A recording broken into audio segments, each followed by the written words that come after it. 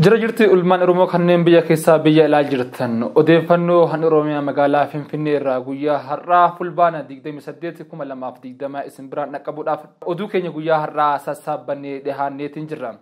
Egaan kabajamtootaa fi jaallatamtoota maatiiwwan Lammii Miidiyaa kanneen biyya ilaa biyya keessa jirtan oduu guyyaa har'aa kan isin dhageessu an obboleessa keessan Haydar Abdii Bilisummaati. Jalqaba oduu gaddaatiin eegala. Obboleettii Baqqalaa namoota reefa artist Hacaaluu Hundeessaa waxabajii 30/2020 sirna geggeessaa reefa isaa irratti hirmaachuudhaaf bahaniin humnoota mootummaatiin butamanii mana hidhaatti darbaman keessaa tokko. Kanuma walqabsuudhaan obboleettii Baqqalaa haati warra isaa dhukkuba kaanseriitiin qabamuudhaan erga obboleettii Baqqalaa mana hidhaatti darbamaniin dhibeen isii daran itti hammaachaa sababa dhibee kaanseriitiin yeroo dheeraa daramaa turte qoricha waan bitattuun dhabde guyyaa kaleessaa fulbaana 27/2020 du'aan addunyaa kanarraa bu'achuuti himama. Irreecha baranaa kana irratti Ustaaz Naasir Hamzaa ummanni muslimaa Oromoo tahee waan irreechi tahee ni beeka. Kanaaf ammoo namoonni sooshaal miidiyaa gubbatti irra deddeebi'uudhaan ummata burjaajessaatiin jirtan ummanni keenya nu'uu fi isin caalaa waan irreechi ta'e waan beekuuf jecha osoo irraa gabaabanni daran ummata kana itti roorrisuun yookaan mootummaa wajjin itti duuluun daran ummata gara kufriitti geessa jechuudhaan guyyaa kaleessaa gaafiif deebii televezyiinii OIT irratti taasifame irratti kan dubbatanii egaan waan isaan jedhetti sin dabarsinaa isaa wajjin turtii gaarii. Nuti irreecha halaali isin jechaan jirru. Irreechi namni muslimaa waan irreechi ta'e ni beeka. Irreessi waan ta'e ni beeka. Garuu irra deddeebitanii ummata dirqiidhaan hin kafarsiisinaa isin jechaa jirra. Yeroo takka namatti himtan piire ni gaha. Sanii achi kuni da'awaa usluuba da'awaatiin leemite. Kana hubachuu qabdan. Ummanni keenya irreecha yoo dhaqeellee achi dhaqee irreeffatuuf dhaqaa hin jiru. Yoo dhaqeellee dhageeffadha. Dhugaa inni jirtu sinema. Inumaan arraan tana barana osoo biyya jiraadhe hiriira ummata bakka irreechaa san dhaqu osoo hin taane hiriira guddaa ummata irreechaa dhaqu san keessa gabbahee maaliif namni mattaawaqaa qabdan malee irreechi hin dhuftan jechaa jira. Amantiif ta'uuf dhorkaa hin jiru beeka. Keessi jiru ummanni kun dhufeeti dhiibba amantiirratti godhaadha. Kana hubadha. Nuti irreecha namni haa dhaquuf hin dhaqin isin jechaa jiru. Garuu immoo rakkoo ummanni keenya waan achitti isa baasu jiru. Wanni inni dhaquu jiruuf isin haa galtu. Irra dhaabbattee shirkii yoo jechaa olte namni sin dhageehu. Dhugaa walitti himna. Si dhageeyaa hin jiran. Karaa itti si dhageehanin karaa irra caalaadhaan karaa bareedaadhaan itti himi. Dhaggeeffadhu siisin sodaadhu ani rabbi qofaan sodaadha. Dhugaa dubbadheetiin du'a akkuma nama biraatti jechuudha. Wanni ati beekuu qabdu ummanni kun rakkootu isa baasaa jira. Dhiigaatu isa baasaa jira. Irreeffatuuf dhaqaa hin jiru. Dhadhaan muka dibuuf dhaqaa hin jiru. Bishaan margasan bishaan qabuudhaaf dhaqaa hin jiru. Mootummaa kana gartee kijiba isaatii fi ajjechaa uummata keenya irratti ni godhaa jiru. Roorroo uummata keenya irratti ni godhaa jiru. Kana mootummaa addunyaa irratti isa saaxiluuf deema. Gaazexeessitootaatu addunyaatu achitti dhufa. Gaazexeessana addunyaa waan achitti argamuuf hireen tun hiree mootummaa kana itti saaxilani. Kana hubadhu. Egaan kabajamtootaa fi jaallatamtoota maatiiwwan Lammii Miidiyaa oduun keenya guyyaa har'aa akkuma itti fufetti jira. Qeerroon magaalaa Finfinnee fi naannoo ishii kanneen sabbatatti argaman sirna irreecha bara kanaa kanarratti qophii isaanii akka xumuranii jiran nuuf himanii turan. Uummanni baay'ee xiiqiidhaan irreecha seenaa gochuudhaaf qophii guddaa keessa jira. Akkuma beekamu mootummaan illee akka mormiin garaagaraa achirratti isaan uumuu dandeef muuxannoo waan karaa sun dura argi qaban irraa sodaa qaban irraa waan baay'ee tattaafii gochaa jiranii jechuudha. Naa qeerroon akka gara magaalaa Finfinnee seenne dhiibbaa guddaa gochaa jiranii qeerroon faffaca'ee haalan beekamneen dursee Finfinnee buluu qabaa jechuudha. Akkasii naannoo kanatti bakka irreechaan wal qabate namoota qophii godhan namni gurmaa'ee akka baay'ee qophii isaanii wanni jechuu hin dandeenye waan akkasii dhiibbaatu jira ukkaamsuuf yaalii guddaa. Mee irreecha bara kanaa kana maaltu adda godha jettee yaadda? Irreechi bara dabree abbaa foolleedhaa kan ta'e kan foollee kumaatamaan uffata uffachisee bareechisee miidhagsee uummata nageenya uummataatiin kabachiisaa ture obbo Dinguu Xayyaas abbootii qabeenyaa hedduu dabalatee kun hidhamanii kun biyyaa baafamanii jiranii akkasuma namoota hedduutu qaamoleen siyaasaa illee baay'een kan ayyaana kanarratti argama jedhamanii eegaman hidhatti darbamanii jiranii walumaa galatti irreecha bara kanaa kana maaltu adda taasisa jetteetiin laaltaati. Irreecha bara kanaa kana isa godhu akkuma beekamu waggaa 150 dura booda hora Finfinneetti bara darbe deebinee ayyaaneffachuu dandeenye bara nammoo sancaala itti qophaa'amee haala baay'ee sancaala fooyya'insa qabuun kallattii hundumaan uummanni sancaala fooyyessee ayyaaneffachuuf karoora guddaa qabaa ture jechuudha. Haa ta'uuti haala rakkoo siyaasaa samoona keessatti kufnee rakkoo uummata Oromoo mudate kan wal qabate hayyoota Oromoo hedduun irraa hidhamanii fi qeerroolee kumaatamaan mana hidhaa jiranii fi kanneen wal qabatee haa ta'u hawaasni keenya gadda guddaa keessa jiraatullee wanti adda isa godhu hawaasni keenya irreecha kanarratti mormii gochuuf qophii qaba. Kanallee mootummaallee sodaa kana qaburraa ukkaamsaa guddaa irratti deemaa jira jechuudha. Waan kana ta'eef qeerroon akkuma kaleessa ashangee mana amantaa ortodoksii ergamu kaaba naannoo Amaaraa jiru irratti uummanni miliyoonota lakkaa'amu achirra hirmaatee ture.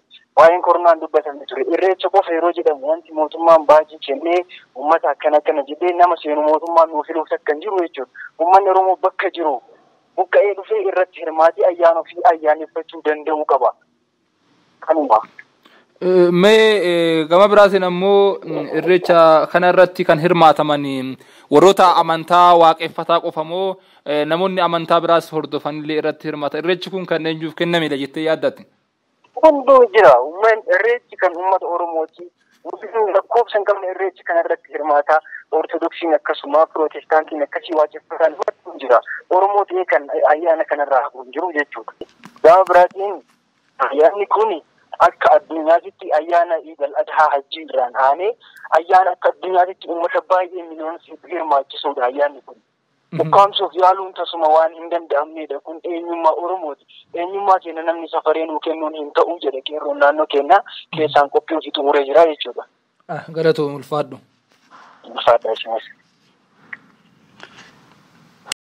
Haaluma wal fakkaatuun qeerroowwan godina Arsiidhaa magaalaa Shaashamannee kanneen qabsoo Oromoo keessatti hangafa ta'anii fi seenaawwan babbareedaa dalagaatiin turan guyyaa har'aa yaada nuu kennan irreechi bara kanaa kun ammoo kan amma duraa hundaa'uu caalee haala bareedaadhaan kabajamuu qaba jechuudhaan qeerroowwan magaalaa Shaashamannee qophii isaanii akka xumuran yaada nuuf laatanii jiran.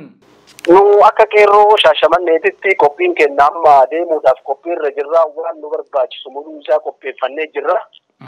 Waan agarsiisuu fi waan ta'uu barbaannu hunduma qophiirra jirra haala deemsa kennaa ammoo waan jirtu hundi qopheeffannee irraa akka barbaachisaa ta'een Finfinnee seenuudhaaf ammoo qophii keenya xumurannee jirra. Wanti irreecha bara dheengaddaatii fi kabaranaa kana wanti adda isa godhu kabara dheengaddaa akka aadaa keenyaatii fi akka wal barumsa saba keenyaa bakka jiran dhiyaa bahaa fi lixa akka jiranitti wal baruudhaaf aadaa keenya walirraa fudhachuudhaaf deemaa turre bara darbee. Kabaranaa kan ammoo Oromoota keenya addaan fageessanii addaan kukkutuudhaaf warri sirna biraa nurratti fe'uu barbaadan waan jiraniif hiikiidhaan kan bara kamiyyuu adda ta'eetiin jijjiirama arganne jennee gizee nu itti yaadnetti ammoo jijjiirama keenya lafa nu jalaa kaayanii sirna biraa nurratti fe'aa jiran waan ta'eef Oromoon kamillee bakka kamillee jiraatee akka Oromoo tokkotti waan ta'eef wal barsiisuudhaaf ammoo kan baranaa nuuf adda jennee fudhannu. Irreecha bara kanaa akka mootummaan amma biyya bulchaatiin jiru kun kaardii tikeeta qopheessee namoonni inni kennameef qofa akka ayyaanicha irratti argaman jechuudha irra jira. Kanarratti isin tikeetii yookaan kaardicha argattanii jirtan moo bifa kamiin deemaa jirtan? No kaardii yoo barbaadan ofii isaanii fudhatanii haa ittiin deeman. Kan walii kennullee ufumaa isaaniitii walii kennan ofii isaaniitii qopheeffatan malee qeerroodhaa fi saba Oromoodhaa miti kan qopheeffatan. Isaan kaabinee ma'uuf jalaa haga gubbaa jirtuuf ofii isaaniitii qopheeffattee waan deemaa jirtuuf waan uummata keenya cufuudhaa waan barbaadaniif osoo isinii kennan jedhanii haga manaallee qabatanii nu fuudhanii hin barbaannu. Osoo har'allee ittiin deemtan jedhanii manattillee kan nu fidan taate fudhannellee qabneen hin beeknu. Nu ammoo waan akkasii keessallee amma hin jirru. Nu akka qeerrootti aadaa keenya ammoo bakka aadaa keenya dalaguuf eenyuun illee gaafachuu hin qabnu eenyullee kaardii hin qoodu. kenna Oromoodha Oromoon tokko aadaa kennamu eenyullee kaardii akkatti hidhadhu micidha namaatiin kan nama waaman cidha malee sargiidha malee ka ittiin nama yaaman malee aadaa namaa ittiin haa adeeffatu kaardii namaa hin kennan waan ta'eef kun uumama ofii isaaniitti ittiin uummata keenya ittiin burjaajeessuu barbaadan waan ta'eef kun kama isaaniitti yaaduma isaanii ufumaa ittiin xumuratan jennee yaadna akka qeerroo shashimanneeti. Mee gama biraatiin ammoo qeerroowwan akkasuma namoota sirna ayyaana bara kanaa kabajuudhaaf karaa handhuura Oromiyaa magaalaa Finfinnee imalaatiin jiran irratti kanneen deebifamaa jiranii fi akkasuma kanneen hidhamaa jiranillee ni jiranii. Kanaaf isa kan akkamitti qaxxaamurtanii dhufne jettanii yaaddan isin rakkoo karaa irratti isin mudatuu fi itti gaafatamummaa kana eenyutu fudhata? Nu akka qeerroo magaalaa keenyaatii fi akka qeerroo Oromiyaatitti illee nu ka fudhanne nu uummata keenyaaf qaaliidha waan nu eessan nu burjaajeessu garamitti illee bollatti illee kan nu gatan taate nu akkamiin illee isaanii Finfinnee galuu barbaanne karaarra nu deebisanii karaarra nu bulchanii akkam taane dandeenyee yoo bararree dukaanillee ka deemnu taate nu Finfinnee galuudha barbaanne isaan yookaan makiinaa kontiraata qabatanii yookiin akkana ta'anii nu eeguu danda'an nu waan ofii kenna karoora ofii baafanne jirra kontiraata qabannuu dhabaanne akkamittillee yoo ta'e Finfinnee galuudhaaf qophii xumurreetiin irra jirra bakka nu Finfinneedha bakka isaan yookaan karaa isaa nu eegan baay'eetu jira nullee akkuma isaan karaa baay'ee nu banamsan nullee karaa baay'ee banannee jirra maafi qeerroon hin beeka kan isaan waan sammuu asin dura ittiin wanni jedhaman akka isaan yaadanii miti ummanni keenyallee qeerroon keenyallee isaan bira darbee waa hedduu keessa jira isaan bira darbeera qeerroon keenya akka isaan yaada kaardiidha akkana qabna garanaan qabna akka jedhasanii miti qeerroon keenya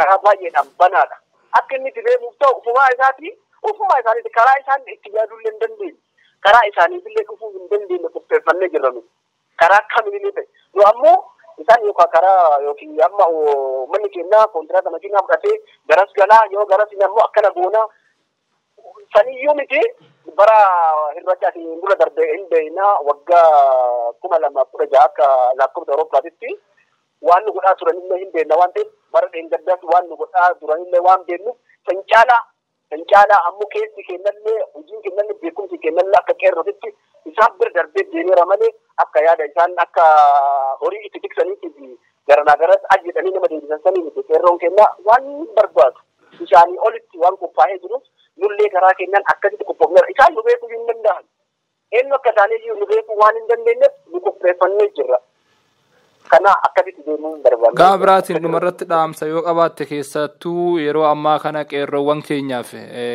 kan irreecha kana kabajuudhaaf imalaatiin jiran akka amma duraa foolleen hedduun gurmaa'anii eegumsa garaagaraa gama ummataarraa wanti bakka bu'ee hojjetamaa jiru bal'inaan hin mul'atu. Kanaaf dhumarratti maal dhaamta uummata Oromootiif? Ani dhaamsa qabu uummata Oromoodhaatiif qeerroo keenyaaf uummata Oromoo bakka jirtanitti har'a akka duriitti hin jirru nu muruuf nu ajjeesuudhaaf nutti qophaa'anii afaan magaazii fudhatanii deemaa jiran. Nuufillee qophiidha, bilisoomuuf qophiidha. Qeerroo keenya jabeessa hin bitatina hin gurguramina. Nyaatamuu rabbiin ammoo akka amantaa kamitti illee kan nu uume rabbitu nu uume kan nu ajjeesullee rabbiidha. Kan ammoo nu bilisoomsullee rabbiidha. Garuu nu dabarsinee garaadhaaf jennee garaa bor irraa duunee dhumanne kan jennee waliin gurgurina. Waan jirtan haga jirtanii qopheessaa. Bilisummaa kan argannu ammoo namarraa illee miti ofii keenyaaf gonfanna waan ta'eef akka qeerroo Oromoo tokkotti wanti inni dhaamuu barbaadu kun irreechi baranaa kan itti qophaa'uus qabdan waan barbaadan uumannee banna malee Finfinnee keessatti bakka Jawaar itti hidhame bakka Haacaalutti nu jala ajjeesan san gahuudhaaf ammoo waan jirtan murteeffattanii uf qopheessitanii nyaanni illee beelofne waan argannillee yoo ta'an beelaafillee yaaddayna quufaafillee yaaddayna har'a quufuullee barbaannu beela'ullee yoo ta'an hoobaan barbaannu abbaa keenyatu tokko hidhaa jira obboleessa keenya kan jaalannu Haacaalutti nurraa du'eera bara kana keessa nu gaddaaf bilisummaadhaaf achi magaalaa Finfinnee keenya biyya Finfinnee kana ammoo keenya ta'uu ishee murteessuudhaaf deemna akka mootummaa kanaatitti illee yoo taate nu qophiin keenya bilisummaa barbaadu qeerroo xiyyaa of eegaa waan jirtanii waan fedhanillee yoo isin hin jaan fudhaa akka kana isaa warra raasaa kan nu dubbatu miti warri mootummaadha jedhanii ol gubbaa teessillee wanti isaan hin jedhaaran baay'eetu jira waan ta'eef kan hunduma bira dabarree hanga sa'aatii kanaa jirra hanga yeroo ammaa kana jirra waan taateef wanti guddoon wanti nurraa eegamu tarsiimoo Jawaar nuukaayetu jira. Tarsiimoo mata kana jedhee wanti Jawaar asiin dura nuukaaye osoo mana hidhaatti hin jedhamne waan nuukaayetu jira waan ta'eef tarsiimoo inni jedhe san abbaan fedhe. Yeroo asiin biyya alaatti deemeetu warri naaftanyaa waa isin isaan jedhaa turtetu jira. Isaa hagas jedhanta waa inni jedhaa ture illee hin beeku. Wanni inni dalagaa ture waa baay'ee nu barsiisa. Kanaaf waan fedhanis nuun jedhan waan fedhanillee yoo afaan bananillee nu ammoo sirna keenya irreeffata keenyaaf irreeffanne nama tokkorra nama dhuunfaa tokkorraa uummata kan qabnu. Nu sirna kanarraa amaara ta'e eenyullee ta'e nu sirna kanarraa malee eenyu irraallee nu waan takka waan hin qabneef kanaaf qeerroo xiyyaa of eeggadhaa jirtanitti akkuma beektonni keenya nuun jedhanii adda keessan nama takkaan hin deemina nama takkaaf lama nama sadii afuriin wal gurmeessa akkasitti wal ladda deema walii birmadhaa nama Oromoo ta'e tokko akka namni tokko isin biratti illee hin tuyne namarraallee nama dhoggaa ofillee namarraa deemaa haala saniin haala sakatta'iinsa ofii keenyaa of sakattaanu tokkoon ofii keenyaa of qopheessinee haala nama hin tuqne haala waan biyya nuun taane tokko sirna kana nurraa buqqisu tokkoon haala sablammii biraa tokko hin tuqneen haala kanaan akka adeemsifnu jedheen yaadaati qeerroo Oromoo dhaabuun barbaada. Galatoomaa. Saamichi guyyaa har'aa obboleettii Jawaar Muhammad irratti geggeeffame egaan namoota naannoo sanitti argaman meeshaawwan obboleettii Jawaar Muhammad dirqamaan akka konkolaataa irratti fe'amu hawaasa dirqisa kan fe'aatiin oolan meeshaawwan kunniin walumaa galatti naannoo qarshii 200 olitti kan tilmaamamu. Egaan kabajamtootaa fi jaallatamtoota maatiiwwan Lammii Miidiyaa kanneen biyya keessa jirtan oduun guyyaa har'aatiif qabannee isiniif dhiyaanne sana fakkaatti an oduu wajjin Haydar Abdii Bilisummaati gama ogeessa teeknik guyyaa har'aa Awwii Kadir na wajjin ture haga oduu biraatii walitti dachanutti bakka jirtanitti nagaa isiniif hawwine.